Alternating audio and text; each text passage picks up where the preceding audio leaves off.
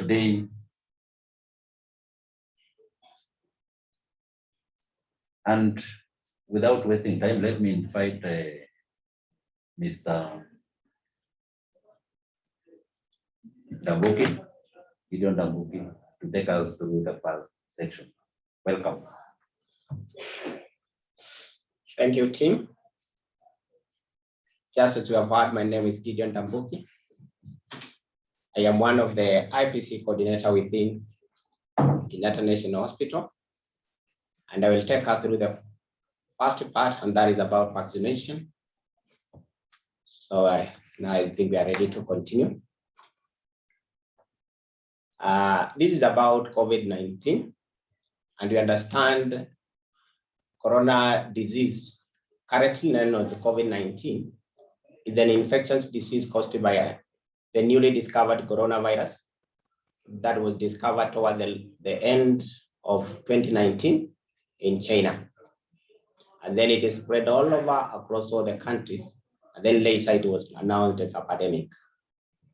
When this disease affects people, it affects the virus, either experience mild to moderate respiratory illness, and then they do recover even without requiring a special treatment. They are the groups that are at higher risk compared to others, and those are the older people, any person with any medical problem, for example, the cardiovascular disease, diabetes, chronic respiratory disease, and also the people who are suffering from cancer, they are also at risk. Currently, over 229 million people across the world are being infected by the disease, of which 4.7 million have died from the disease, and that gives us a case fatality rate of 1.8%. There are other viruses that are related to COVID-19, and that is the SARS-CoV, known as the severe acute respiratory syndrome, coronavirus respiratory illness. This was also first recognized in China in the year 2002, around the month of November. And between 2002 and 2003, there was a global outbreak of slightly above 8,000 people who were infected with this SARS-CoV. Then it had a case fatality rate of 9.6.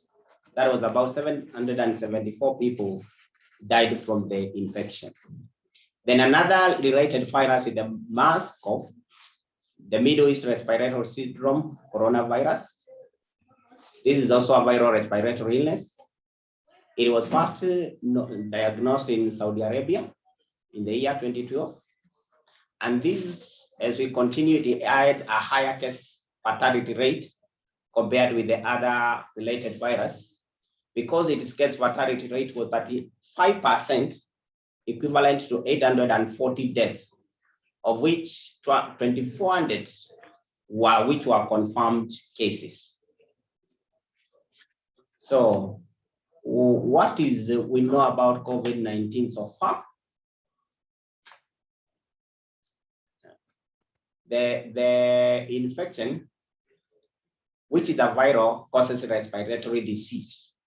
And just as we have highlighted in the previous slide, it ranges from mild to severe disease. The COVID-19 affects different people in different ways. There are those who get severe symptoms. There are those who are affected by the disease, and even they don't feel the impact of the disease.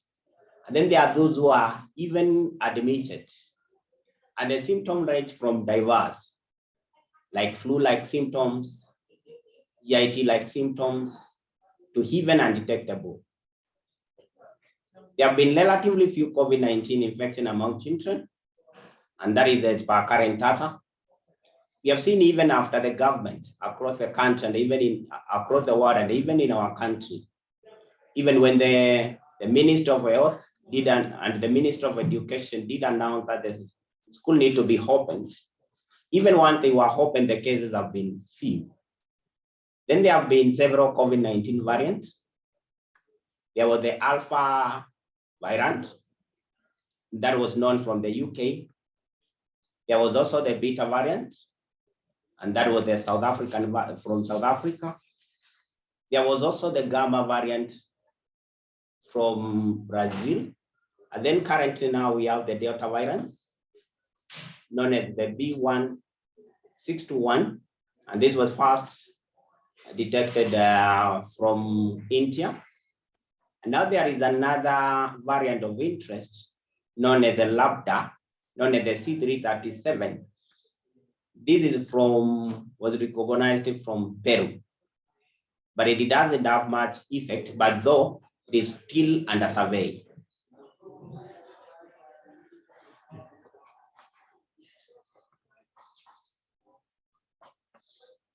The COVID-19 mode of transmission. This has been known that COVID-19 now, it is largely transmitted through a droplet. And when we talk about droplets, we mean it's a large particle droplets of approximately about 5 microns, which transmit between 1 to 3 feet in air.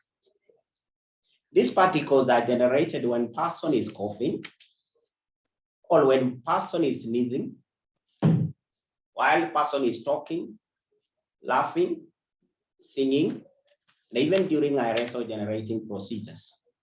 The key thing to note here is that the mode of transmission is droplet. Though there have been cases where it can be transmitted through contact, in which with contaminated surfaces, all formats, has been shown to carry a very little risk. That is between 1 case in every 10,000, according to CDC. There are currently about the COVID-19, there is no treatment, but the key thing to note, it is easily preventable, especially when one is wearing a mask, either a surgical mask or N95. It provides sufficient protection. So you need to wear any surgical mask.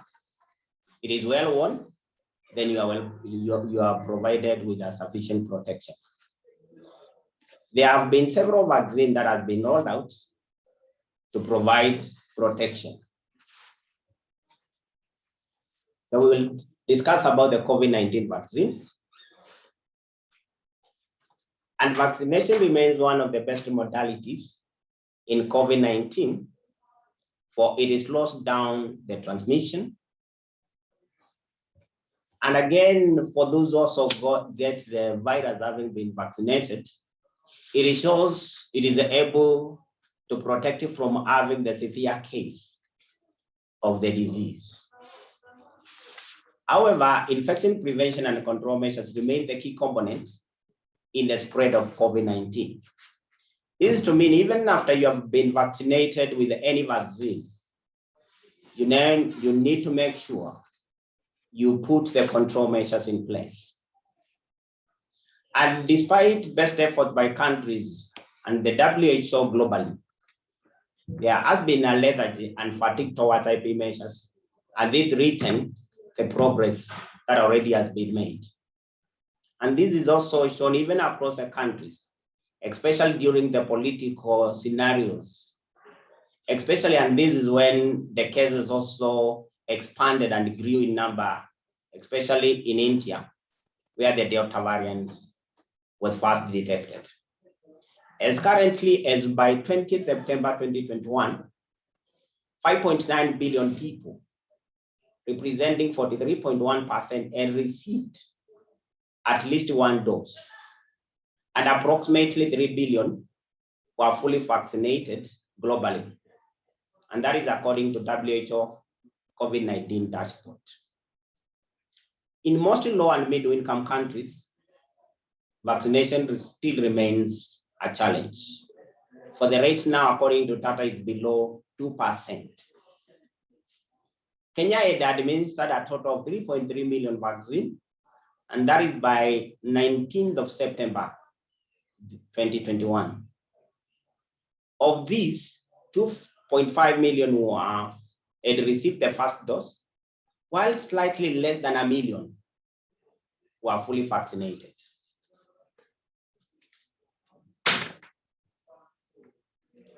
And this is the COVID uptake in our country. And Kenya came up with the priority groups listed as healthcare workers. Other priority groups were the people aged above 50 years, and then those who are at risk because of the other comorbidities, suffering from any other disease of concern. Other priority groups were teachers, security forces, where we do classify our KDF, our police, and prison wanderers. Healthcare workers, and these were as per the data collected on 19th, 2 days ago, were leading in the uptake of COVID-19 vaccine among the priority groups, in which they were about 139, 131, and it was about 68% of those who were targeted. Teachers were still at low. They had not even reached the 50% mark. That was, they were 38%, and that was representing 127, 103 teachers. However, this is still low uptake by one of the most at-risk populations we have seen. So the security officers are at 72,502. So we haven't reached the priority groups as it was targeted by the Ministry of Health. And this is the overview of the approved vaccine in Kenya. In Kenya, we have currently received 5 vaccines, and these vaccines have only been approved according to WHO for emergency use only. We have the Pfizer, then Johnson & Johnson, Moderna, Oxford AstraZeneca, and then Sinopharm. Pfizer and Moderna, this one you receive 2 doses, and then you receive the 2 doses at interval of 3 to 4 weeks. After you receive the second dose, you are fully vaccinated 2 weeks after. The Sinopharm, you also receive 2 doses, and then at interval of 3 to 4 weeks, and then you receive full vaccination after the second dose, 2 to 3 weeks. Johnson & Johnson is 1 dose, where one received full vaccination after 2 weeks after you have been vaccinated. Oxford AstraZeneca, that one it is also 2 doses, and this one you receive the second. The interval is between 8 to 12 weeks, and then you become fully vaccinated after 4 weeks. A key thing to note: all these vaccines have been approved for emergency use, and it is only Pfizer, according to FDA, Food and Drug Administration in US, that has been fully approved. It is also the vaccine that has been approved to be given to people from the age of 12 years and above. These vaccines we have talked, they differ in efficacy, but all are effective against symptomatic infection and reduction in mortalities. We have what we call as vaccine efficacy, and this is a degree to which they prevent disease and transmission under ideal conditions. And then we have the vaccine effectiveness, how well they perform in the actual world. And this is a chart or a table showing how effective are the COVID-19 vaccine. And this data was generated at early stages when these vaccines were being formulated. And you can see the Pfizer, and this data was as per November 18, 2020, at 19% effectiveness. Then we had Moderna, that it was at 94% by 30th November 2020. We had the Sputnik, that was which came from Russia, that had done 92%, and it was developed in February 2021. Then we have the Novavax, 89%, which was also developed in January 2021. And then we have Johnson & Johnson, was also developed early this year. And then now we have the CoronaVac, Sinovac, developed in January 2021. So these are still, some trials are ongoing, and the findings have not been peer reviewed, but the efficacy may differ with the new COVID-19 variants. So that is something we need to note. And these are estimated effectiveness of COVID-19 prevention based on the interim data from late-stage clinical trials. We talk about adverse effects following immunization. There are types of adverse effects by cause, and the following are the types of adverse effects of these vaccine. Number one, they have been classified in different categories. They are the vaccine production related vaccine, vaccine product related reaction, and these are one or more of the inherent properties of the vaccine product. These are that you are expected, the side effects you get that are related to the properties of the vaccine. There is also another category of the vaccine quality defect related to reaction. And this means one or more quality defect of the vaccine product, including its administration device as provided by the manufacturer. We have another category of immunization known as immunization error-related reaction. And this is inappropriate vaccine handling, prescribing, or administration, especially when it has not been stored within the required or the recommended handling levels. Then we have immunization, anxiety-related reaction. And this is when some of us have the anxiety about the immunization. And then there are others known as a coincidental event, something other than the vaccine product, or immunization error, or immunization anxiety.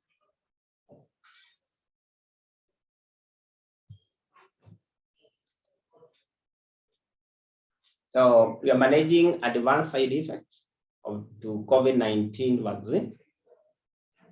You can get soreness or redness around the injection sites, or pain, and this normally disappears few days after you have been vaccinated. You can have muscle or joint pain, fatigue, headache, and mild fever. There are serious adverse effects, which include anaphylaxis shock, thromboembolism, which are very rare. All these advanced side effects should be reported in a standard COVID-19 reporting tool.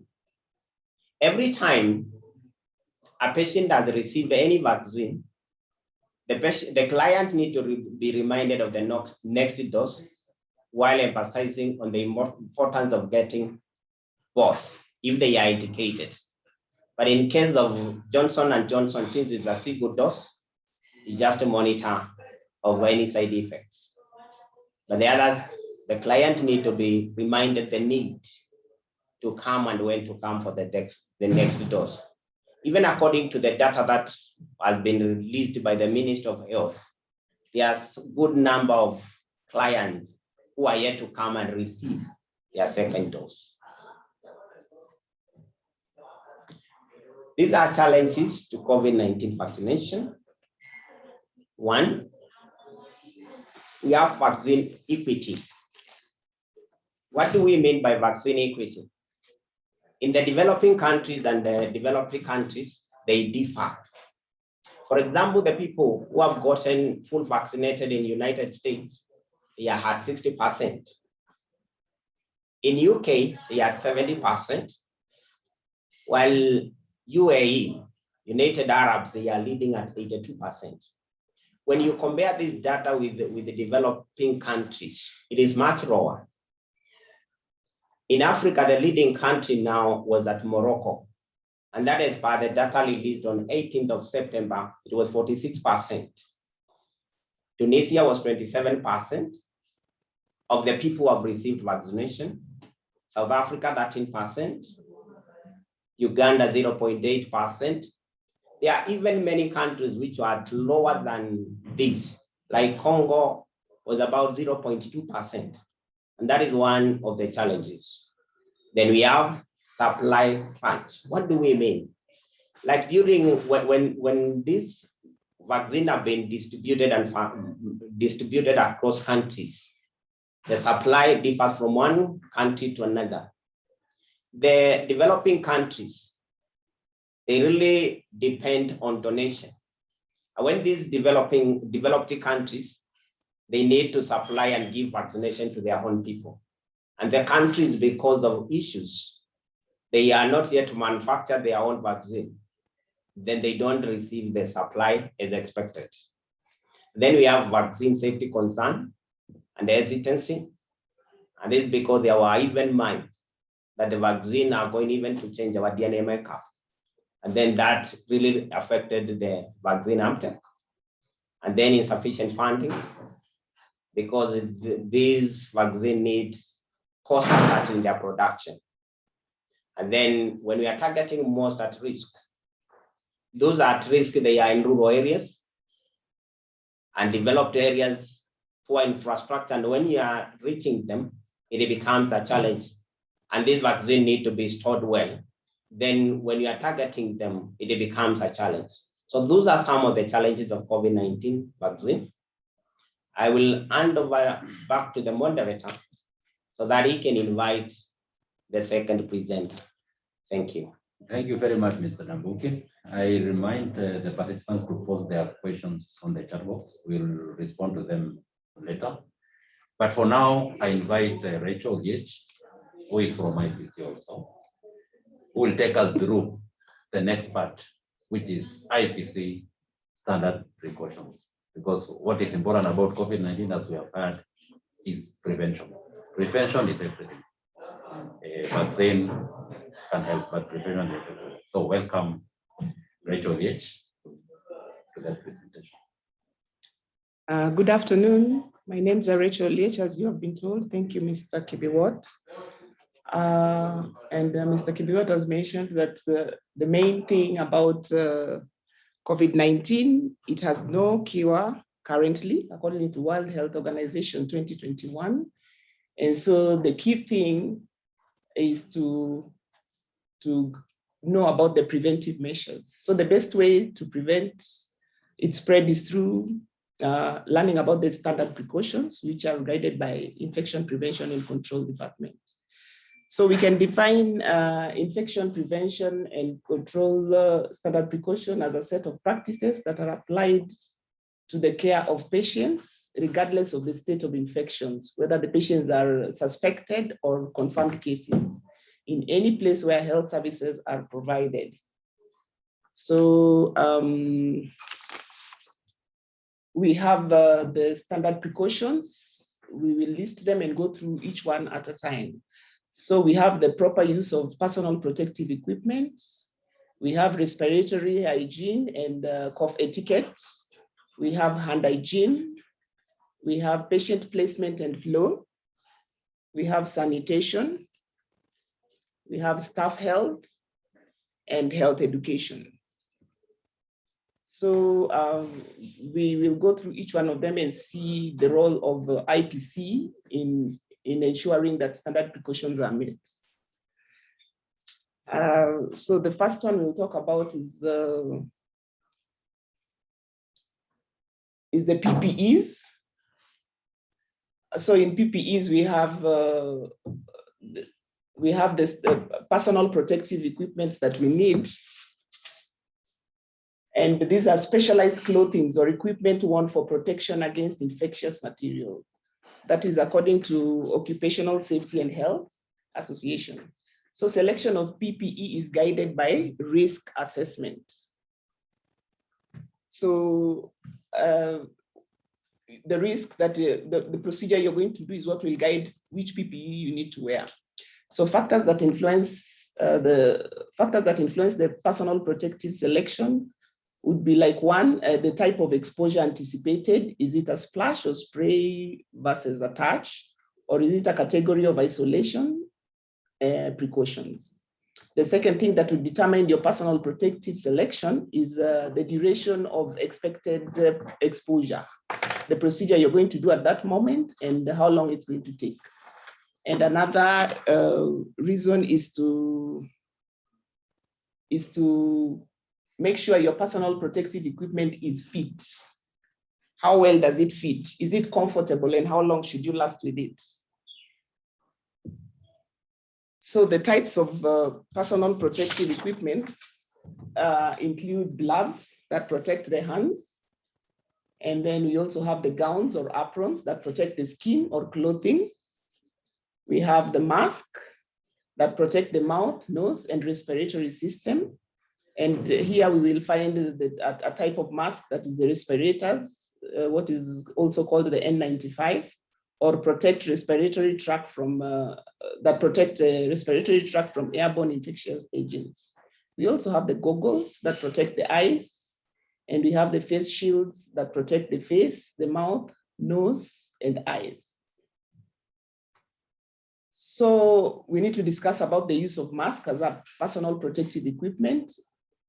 And so the mask used in COVID-19 situations, we know that the COVID-19 virus is transmitted through the mouth and the nose. So the mask is the key in preventing transmission of COVID-19. There are two types of commonly used masks in the healthcare setting. That is the surgical masks and the respirator, which is also called the N95. They offer the same level of protection against COVID-19. So correct donning of the mask is very important. Masks with a valve is not recommended, and so it's not encouraged in use. And we encourage people to wear a mask without a respirator. A mask should basically have 3 layers of a specific material. We have the inner layer, which is the absorbent. That is the one that touches the skin, and it is supposed to absorb what comes from the nose and the mouth. We have the middle layer, which is the filter. So it filters the viruses that can come through the mask. And we have the outer layer, which is the hydrophobic. Masks should not be reused, and once removed, should be discarded appropriately. We see sometimes that people who recycle their masks because of the type of masks they're wearing, which is not allowed. It can cause contamination. Double masking is discouraged, and because it puts the wearer at more risk. So we encourage people to wear 1 mask at a time. So according to adherence to COVID-19 precautions in KNH, a cross-sectional survey done in February 2021 in the hospital showed that 89.5% of the population wore their masks correctly. 57.5% used surgical masks, and 22.3% were double masking. That is about 77% reason for double masking was additional safety out of the 22.3%. So we realized that the survey was done so as to know more about masks, and I'm sure we have enough questions that we can discuss, and you can be guided by IPC unit in view of the use of masks, guided by World Health Organization and Ministry of Health. The second standard precaution we need to look into is the cough etiquettes and mask use. So we need to learn how to cough and sneeze in the mask. We should not remove our masks when we cough or sneeze, because that is what protects us or prevents the spread of the virus. If you're not wearing your mask, you can cough into a tissue and dispose it appropriately. Hand hygiene is a must as soon as you cough and sneeze, so as to kill the virus or prevent the spread of infection from touching your cough or sneeze. We need to maintain distance from others while coughing or sneezing, at least 1 meter apart. Another form is the hand hygiene. So hand hygiene is one of the ways of preventing COVID-19, as we have been taught over and over. And this refers to washing of hands with soap and running water, or the use of alcohol-based hand rub. This is done for the purpose of removal of visible or soil dirt with soap and water, and killing of microorganisms through the alcohol-based hand rub. This is effective in preventing more than 80% of infections, according to World Health Organization. So hand hygiene is a key thing to look into. And we need to know the moments when we need to wash our hands, especially in the clinical setup. We have the 5 moments that we need to know when to wash our hands. So the first moment to wash your hands is before touching a patient. And this seems to be taken up by many clinicians. And the second moment is before clean and aseptic technique. The third moment is after body fluid exposure risk. And we also, the one that is most adhered to is the after touching a patient. The last one is after touching a patient's surrounding, or once you come around the patient's area. So another component of standard precaution is patient placement and isolation. The aim is to reduce risk of transmission from one patient by containing the infection or minimizing the human traffic by limiting access to the patient. Another reason is to be implemented by the healthcare givers, and it's also to be implemented as soon as an infectious condition is suspected or confirmed. So there are different types of isolations, and the first one we're going to discuss is the source isolation. Isolating a patient with a confirmed or suspected infectious disease condition is important, because we need to isolate this patient so that we protect the other patients who are around. The second is protective isolation. This is isolating a patient in a compromised health state from infectious organisms that might be carried by staff or other patients. Our next standard precaution to look into is environmental sanitation. So dry sweeping and dusting is to be avoided in the clinical areas. High touch areas, surfaces like the door handles, the telephones, the desktops should be cleaned more frequently with appropriate disinfectants. Fumigation is discouraged in COVID-19 precaution, and tools used for cleaning and disinfection should be cleaned, disinfected, and dried between uses. Another key component of standard precaution is the staff health. The health of the staff is important, and it is the responsibility of every individual to take care of themselves. So the health of the staff is an important thing as a standard precaution, and all staff should be able to observe standard precautions. There's also the personal hygiene of the staff, vaccinations. Now that we are discussing the COVID-19 vaccination, we encourage all staff to get a vaccination, and periodical screening and redeployment should be looked into by the managers, guided by the age or the health of the staff. It is also important, and now we know that we need to exercise and keep ourselves in good health by doing useful exercises. Another component of infection prevention and control standard precaution is health education. Infection Prevention and Control Unit has continuous education for both healthcare workers and patients. This is key in emerging and re-emerging health issues. We need to stay abreast with the evidences-based information from reliable sources on the evolving issues around COVID-19. Infection Prevention Care Unit is committed to continue engaging healthcare workers in embracing a culture of preventing and controlling infections.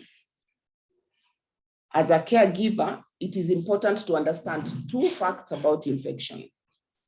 1, this is the various ways infection can be transmitted, and the second is the way infection chain can be broken. So it is our responsibility to do all this.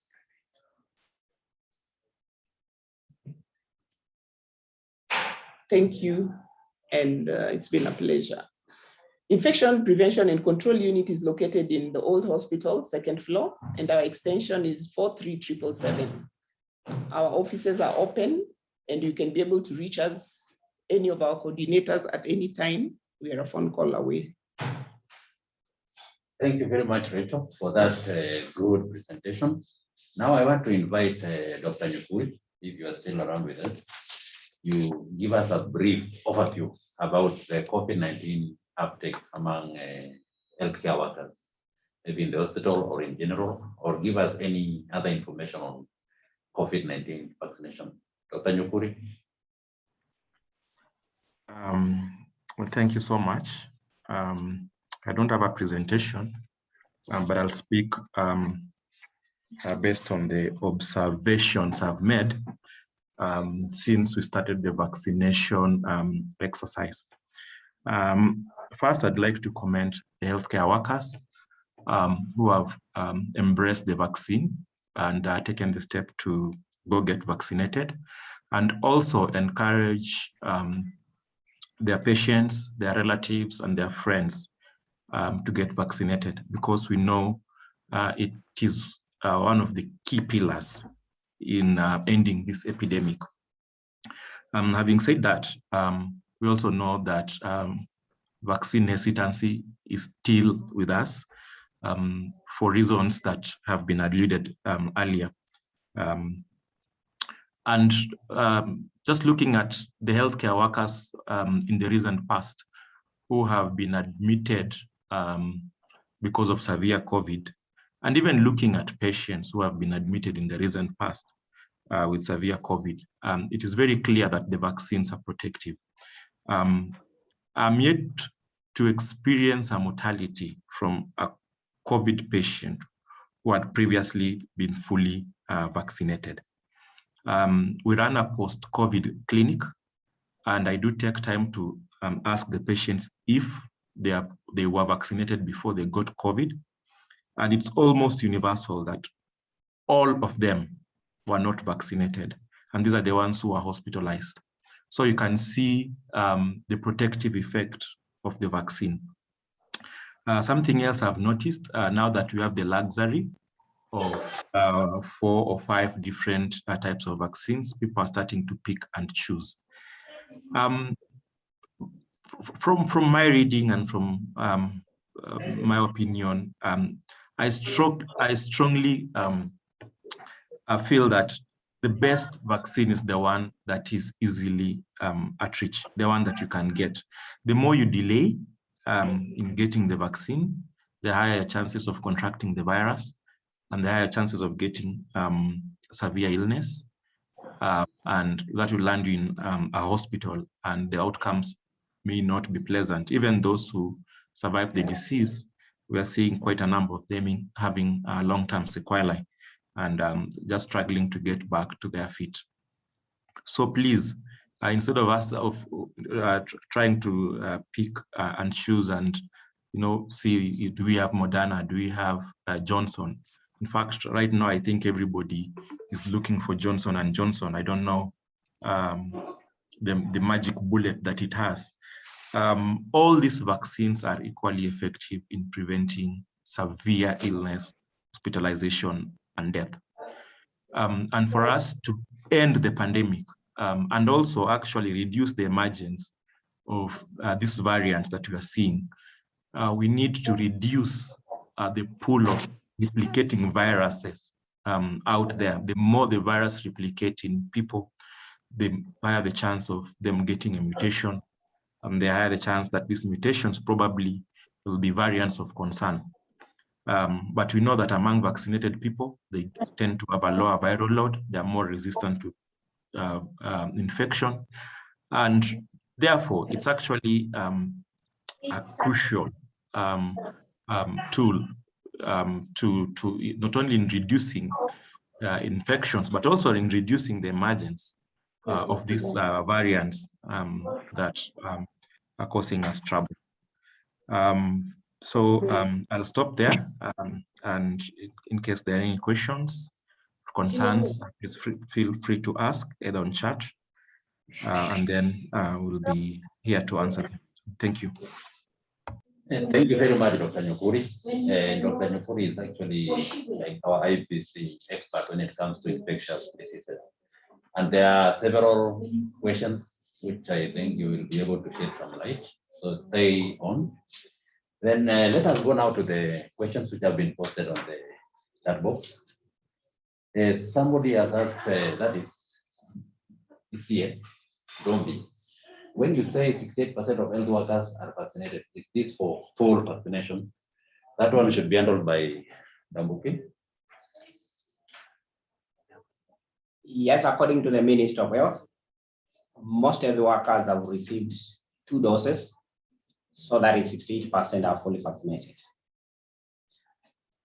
And then if I can respond, there was about which vaccine that has been approved below 12 years.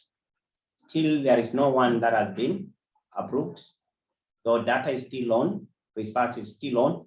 So we'll keep on checking on for updates. The only vaccine that has been approved from 12 years and above is the Pfizer vaccine. Thank you. Because And then there is a question about after how long are we giving the second vaccine? Dambuki tackled that, and I think maybe we can repeat briefly. yes, I can repeat. Thank you for the question. Though it depends on which type of vaccine. For example, the Pfizer vaccine, after you receive the first dose, it is recommended you may receive the second dose between 3 to 4 weeks. But if the 4 weeks have already elapsed and you have not received, the best to do thing is to receive the second dose the quickest time possible. Then the same that applies to Moderna and also the Sinopharm that we received the other day. The period of also the interval is approximately the same. And at least 3 vaccines between 2 to 3 weeks after you have received the second dose, you receive full vaccination. The AstraZeneca vaccine is the one we are receiving from 8 weeks interval after you have received the first dose. And according to data, you are able to receive full immunization 4 weeks after you have received the second dose. Thank you. Thank you very much, Mr. Dambuki. Let me go to the other question, which is fumigation, whether it is recommended or not. That one will be handled by Rachel. And after that, I want the people who have raised their hands, we start with Yusuf. Be ready to ask your question or to input your comment. Rachel? Thank you, Mr. Kibiwot. So first of all, fumigation is not necessary. What is important is effective dusting, surface cleaning by dusting. And this is also guided by the disinfectant that is used during dusting. And remember, we had mentioned the high touch areas that need to be dusted frequently, and fumigation does not dislodge the virus. So that dusting is what is encouraged. Thank you. Thank you, Rachel. So Yusuf, can you hear us? Maybe you can ask your question. Yusuf, your hand is up. Okay. If he's not available, let us go to Dr. Nyukuri to tackle the next question before we go to Florence, who have also raised the hand. The question about for Dr. Nyukuri is new variants emerging post-COVID vaccine development. What scientific evidence is there to prove efficacy of these vaccines in new variants? So Dr. Nyukuri, maybe you can tackle that question. Thank you. The variants that are emerging last year, we had the first one, the Alpha variant, the UK variant, then the Beta variant, the South African one, Delta variant from that was first seen in India, and so on and so forth. And now we have a lot of data on the efficacy of these vaccines on these new variants. And we can see, for example, worldwide right now, the Delta variant is the most prevalent, in some places accounting for more than 90% of the viruses. And in those areas, the people who are vaccinated are less likely to contract the illness, are less likely to be hospitalized, and are less likely to die, as opposed to those who are not vaccinated. So there's plenty of evidence that the vaccines are still effective against these new variants. I think I've seen a second question related to that, yes, where reports from Israel indicate 80% of elderly are vaccinated, and the cases are still being seen amongst those who are fully vaccinated. The answer is yes. We know the vaccines are not 100% effective. There are those who will still get infected, there are those who will still get hospitalized, and there are even those who are going to die from COVID, even after being fully vaccinated. But here it's a game of chances, basically, if I may use that word. And I'm going to use probably let's just say the probability of dying, whether you're young or whether you are old, from COVID vaccine is much lower if you are vaccinated as opposed to if you are not vaccinated. So let's not focus.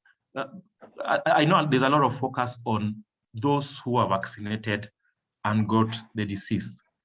But if you look at those who are vaccinated and did not get the disease or did not get the severe disease, there's many more in terms of proportion as compared to those who are not vaccinated and did get the disease and died from the disease. So as much as it's possible to get the disease after vaccination, the chances of doing so are low. They are extremely low. Thank you. Thank you, Dr. Nyakuri. Then somebody asked about, we want an elaboration about the dates of the vaccine. That one has been tackled by Mr. Ndambuki. Then somebody asked about double masking, why it is discouraged. Maybe I can tackle that one. Double masking is discouraged because the masks that we have, whether KN95 or the surgical mask, already have enough protection. Remember, N95 has more than 5 layers.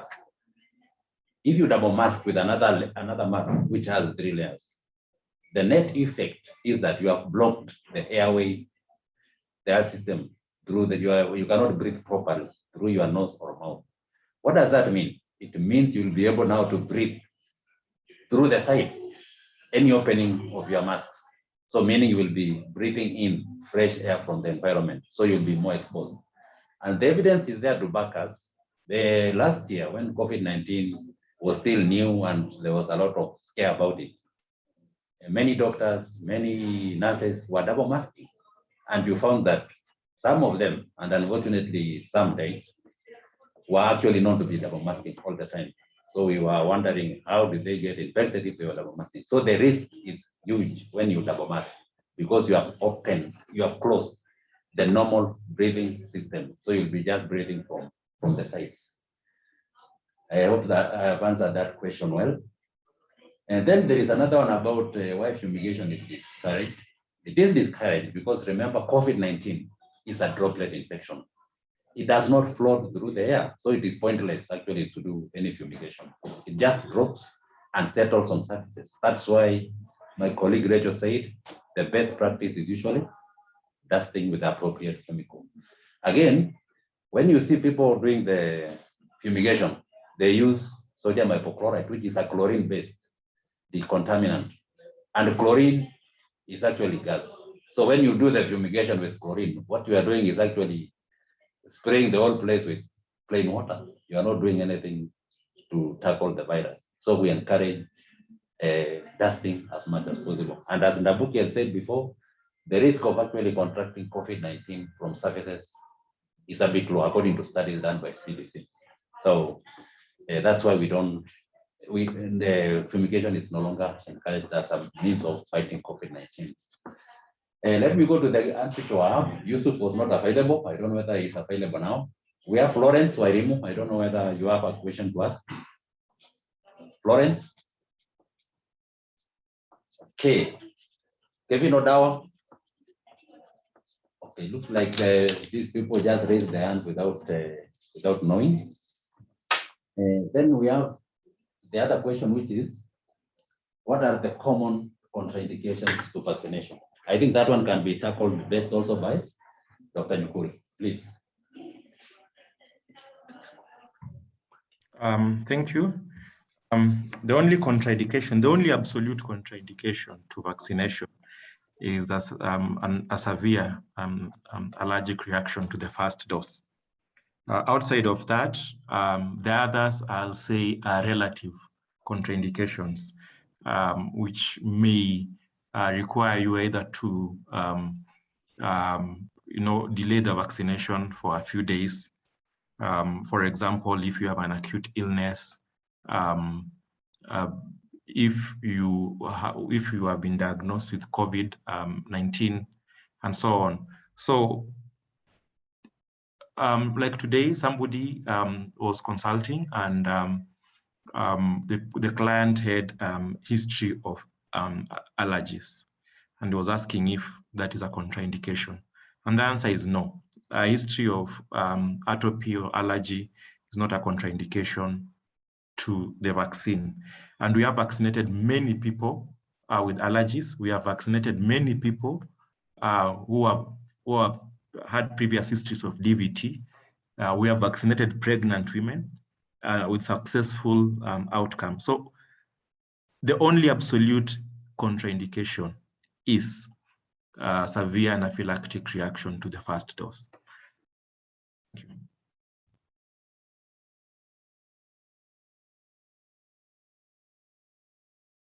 Hello? Okay, yeah. Thank you, Dr. Nyukuri. We had muted a bit.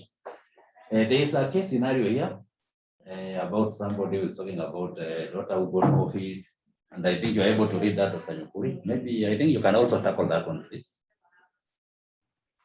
Thank you. I'll also try to tackle the others that I've seen on the list. Yeah.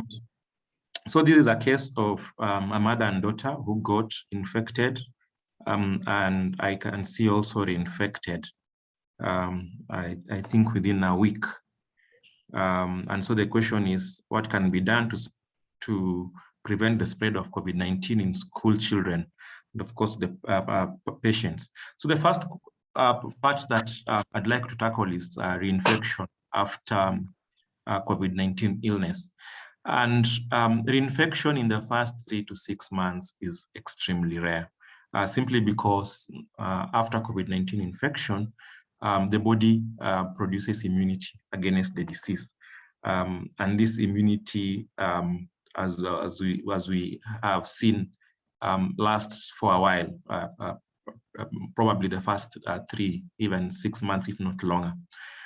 So what about the people who test positive? Let's say they had a positive test, recovered, maybe tested negative, and then a week later tested positive.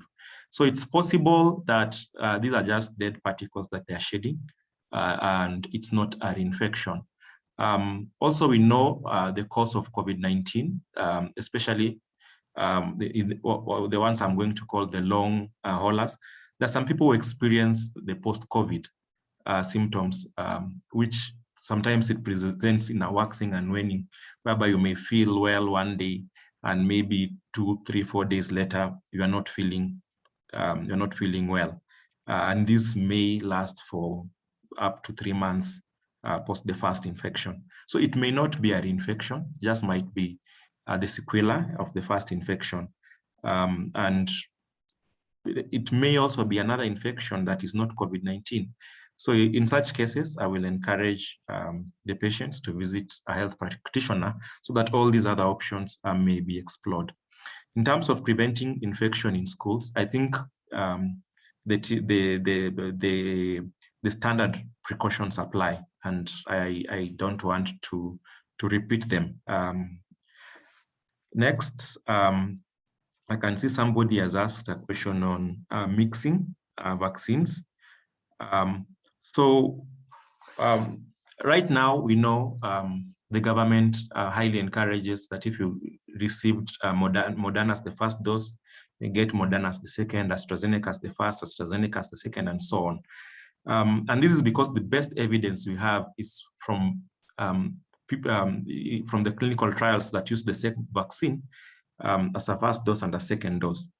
As a few trials here and there have tried to mix and mixing the vaccines with good outcomes, but until we have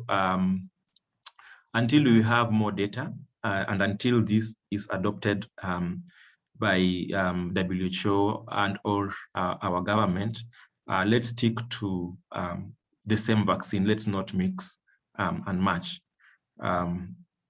Then on vaccination in pregnancy, I think I've answered that.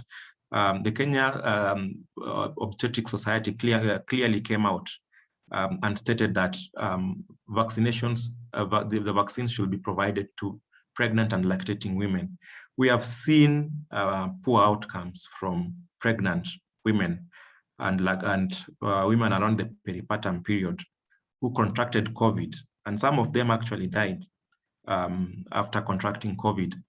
And if you look at the potential adverse effects of the vaccine to the mother and to the unborn baby, currently, actually, there is no evidence that the vaccine can cause an adverse event to the mother or the baby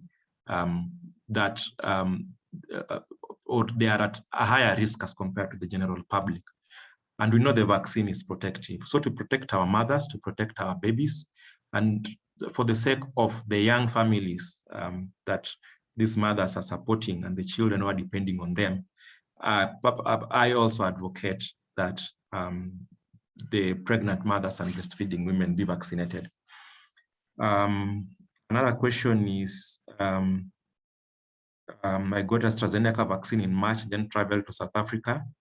I got the first Pfizer. So this one basically mixed and matched. I got AstraZeneca, then got Pfizer. If you got AstraZeneca and then later on you got Pfizer, I will say you are like someone who has gotten 2 vaccines. You are fully immunized and you really don't need to get a second dose. And this is based on the anecdotal evidence from the studies that I mentioned earlier. So as long as you have documentation to prove that you received both vaccines, then you really don't need to get a third vaccine.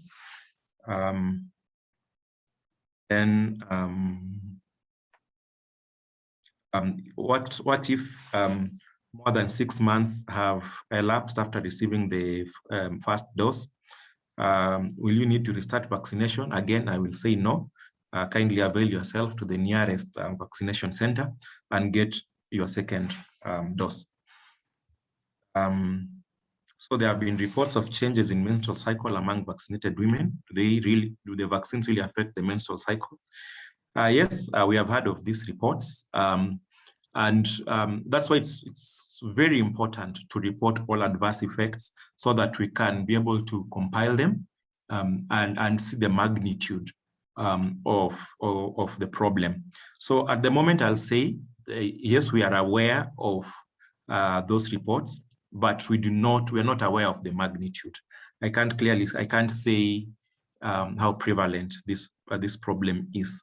And I will say it should not be an excuse not to get vaccinated, because we know if you're not vaccinated, chances of you getting adverse outcomes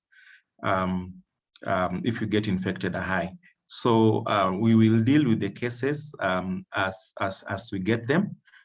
Studies are ongoing to see and to try and see if there's an association between vaccination and changes in menstrual cycle. And once we have enough evidence, then the right recommendations will be made.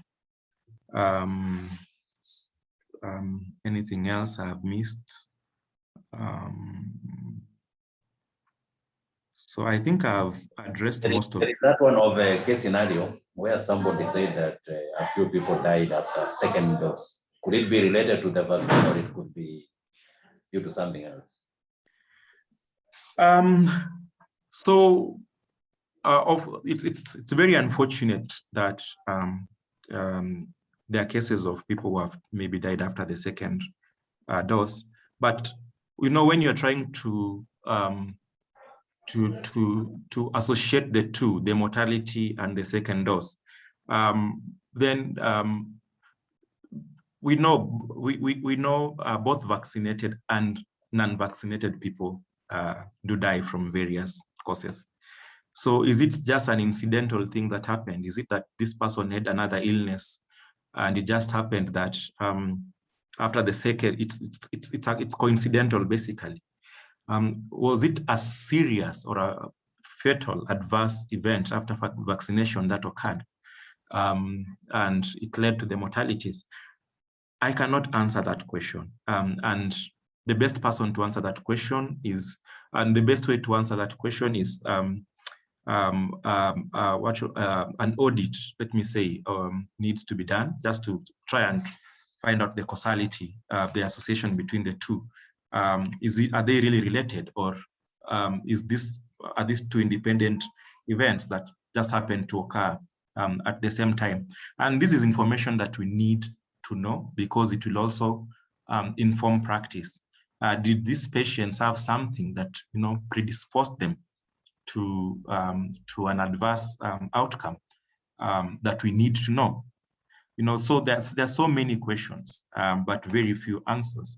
So I will not say I know what happened, but what I'll say is we need to investigate to find out what happened. And if it's a preventable event, then we put in place measures so that it does not occur again. Then there is this question which is always coming up about how long should I be vaccinated after an infection? I think that one many people usually ask about it. Yes, it's a very common question, and I know there are many schools of thought. There is a school of thought that one can get vaccinated as soon as the acute illness is over, and that means you have completed the isolation period and the symptomatology has resolved. There's another school of thought, and I think that's what the ministry is recommending, 4 weeks after the positive test. And there are also those who are recommending probably one can wait for 3 to 6 months after the illness. And all these schools of thought have a reason behind them. So it's important to understand the reason behind so that one can make an informed choice. So why would one wait after an acute illness before getting the vaccine? And the answer is simple. We know the vaccine, one can get adverse events post-vaccination. And some of these adverse events may present similar to the illness. So we don't want to confuse the two. Probably you may say, I want to feel I've sufficiently recovered before I get the vaccine, so that in case, if I get any adverse events, then I know this is solely caused by the vaccine, and probably it will not worsen how I am feeling.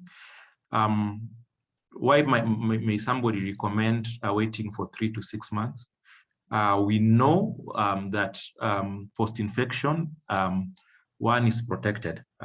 You have antibodies and a natural immunity against COVID-19 that will last for a while, and especially in areas where there are shortages, then it's better to prioritize unvaccinated, uninfected patients who have relatively low immunity, and then those who have recovered can wait maybe for 3 to 6 months to get vaccinated when the shortage has abated. But again, we know that there are people who their access to healthcare is let me say, is limited. And for somebody to plan to travel to a health center where the vaccine is accessible, then it needs time, it needs planning, it needs money. And so if this person is already at the health center and the person is feeling well and has just recovered from the virus and is not symptomatic, then it makes a lot of sense for this person actually to receive the vaccine at that setting, instead of going and then waiting for another opportunity. And they may not be able actually to travel. And maybe the time when they're able to travel to come to get the vaccine has run out, and maybe the health center is waiting for another batch. So again, when you look at those logistics, then to such patients, I'll just say, yeah, go get the vaccine, and then you can come for your second vaccine later on. So I know I've not given there are many scenarios that so you may have to consider. But personally, I feel after you have recovered and you are asymptomatic and you have completed the isolation period, then you can receive the vaccine.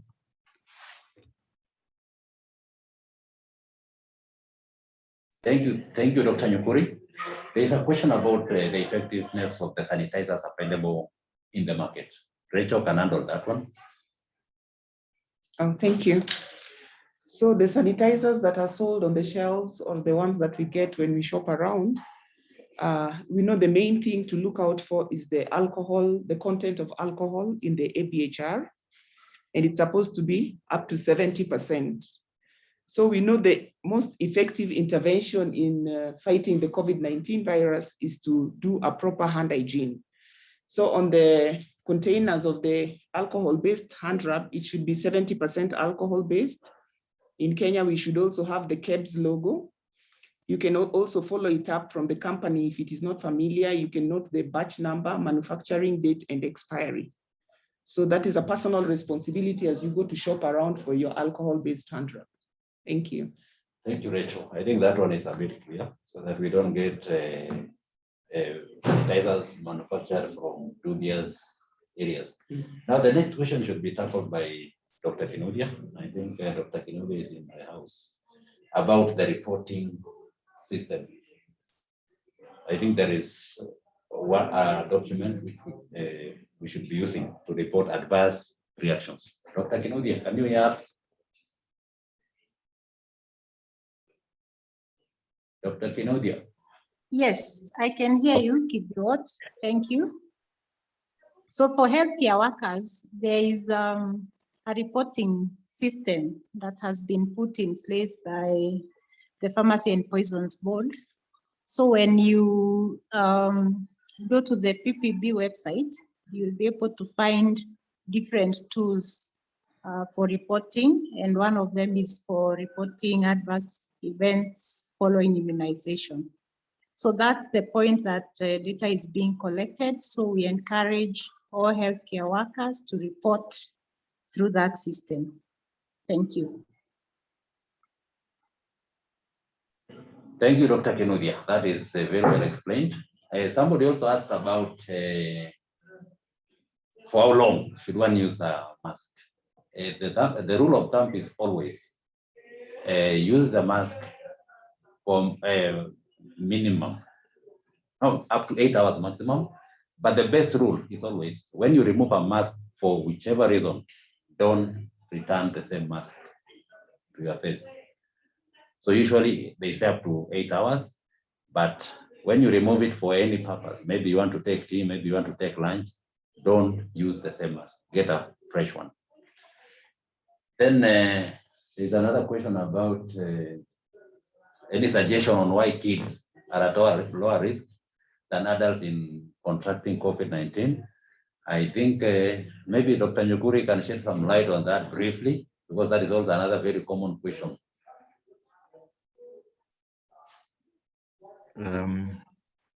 Thank you. So I think these are two questions in one. The first one is why are school children at a lower risk of infection, and also why are they actually at a lower risk of severe infection and hospitalization? specifically in Kenya, we know that many, especially in the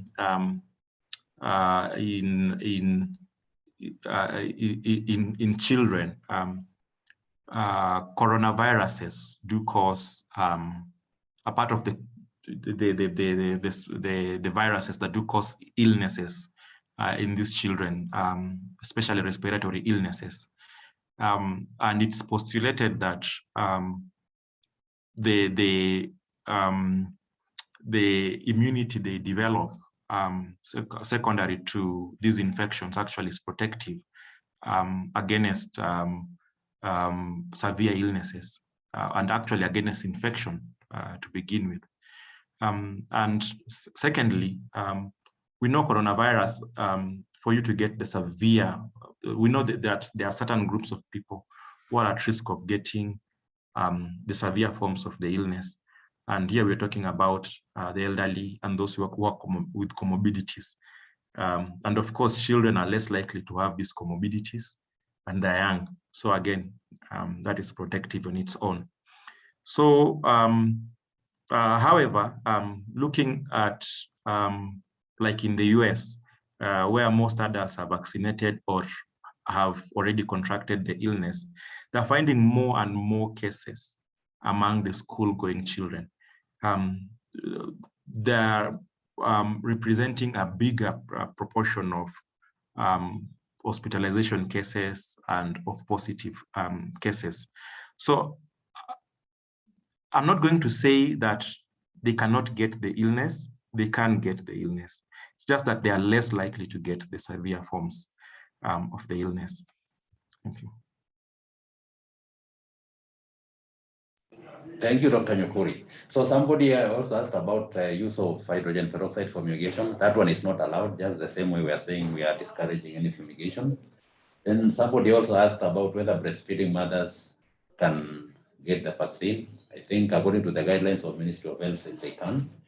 There are many questions, but some of them have been actually tackled one way or another.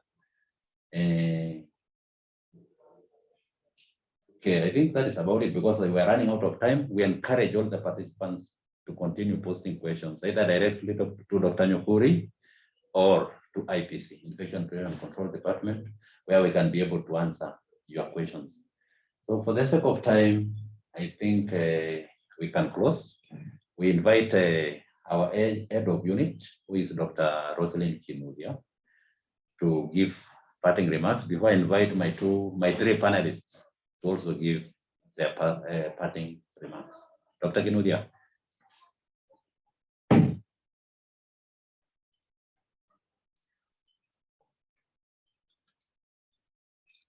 Okay, Rosalind Kinuthia, or maybe it's a bit out.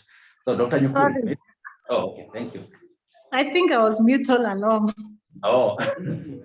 I'm so sorry. So thank you so much for the wonderful presentation and running the program well. Thank you, Dr. Nyukuri, for the support to IPC.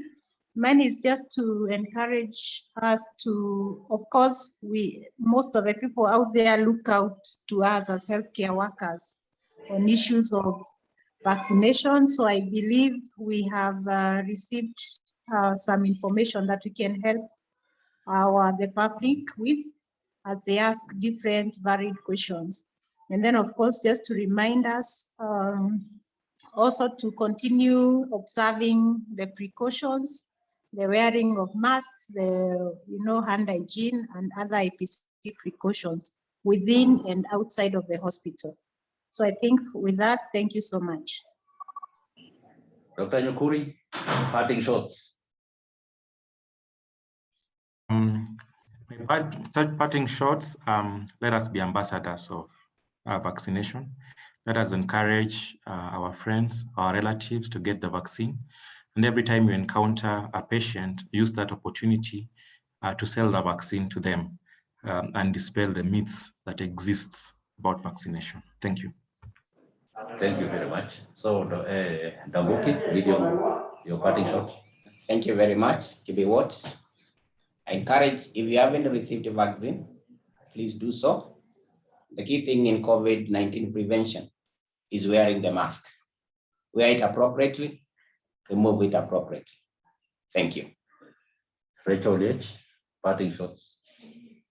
Thank you, Mr. Kibiwot. My parting shot is even after receiving the vaccine, do not drop your guards. The precautions still have to be looked into.